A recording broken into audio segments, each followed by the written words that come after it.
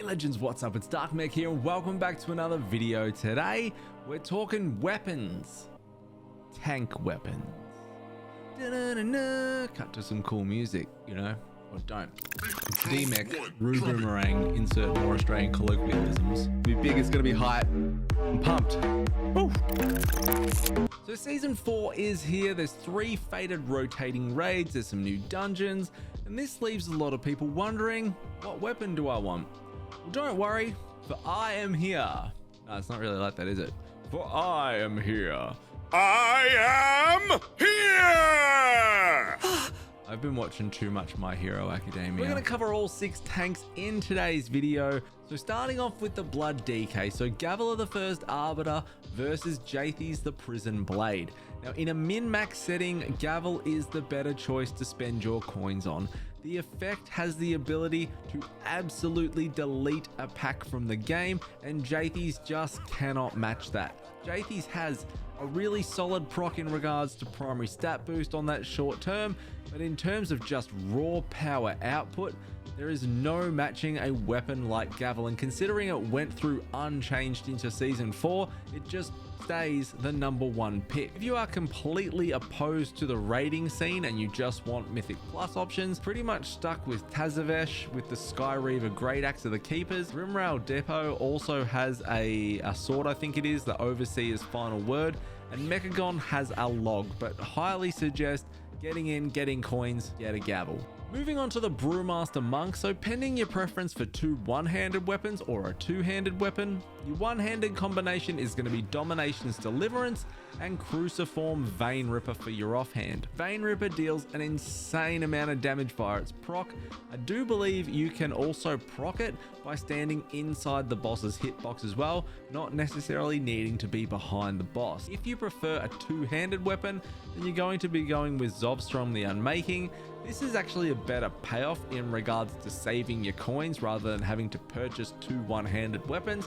However, if you are after min-max and the highest amount of damage, the 2 one-handed combination is going to yield you a higher output from single target damage. If you wanted to obtain your weapons from Mythic Plus and not raid again, Mechagon has a crit verse mace called Cranial Recalibrator. You could farm 2 of those. There's also a 2-handed staff in Mechagon called Reclaim Shock Coil if you wanted a 2-handed option. Looking at the Guardian Druid, this gets weird and it could get changed, so just stick with me here.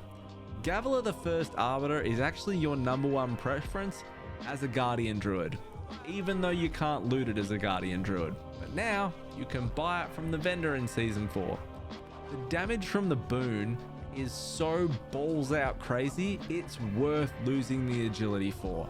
And the best thing is, after the boon, you can weapon swap. The thing is, you can't put the Gavel back on, but that's okay, you still got mass benefit out of it. Outside of this, on a more traditional note, Destiny's Call is a giga strong on-use weapon that grants a huge amount of secondary stats.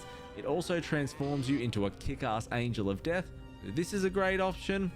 Zovstrom the Unmaking is also a solid, consistent weapon if you prefer a weapon with static secondary stats on it.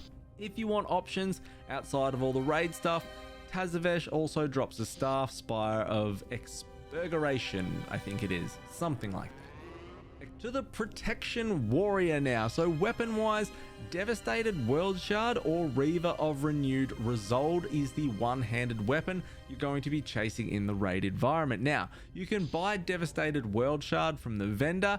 Reaver of Renewed Resolve, however, you will need to kill Sidanathrius to obtain. Outside of raid options, Tearing Sawtooth Blade from Mechagon is going to be your bet if you're not interested in any raid items. Shield wise, you'll be looking to obtain the Ruined Crest of Lordaeron from the vendor or getting it to drop. And from non-raid related sources, Arrowbreaker Great Shield from Grimrail Depot will be your hope. Protection Paladin. So weapon wise, Devastated World Shard or Reaver of Renewed Resolve on the Paladin as well. Same disclaimer as the Warrior that we went through there. For out of raid drops, Scepter of Brutality from Grimrail Depot is going to be your best option on the Protection Paladin. For the shield wise, again, you're going to try and get yourself the Ruined Crest of Lordaeron from the vendor or a drop.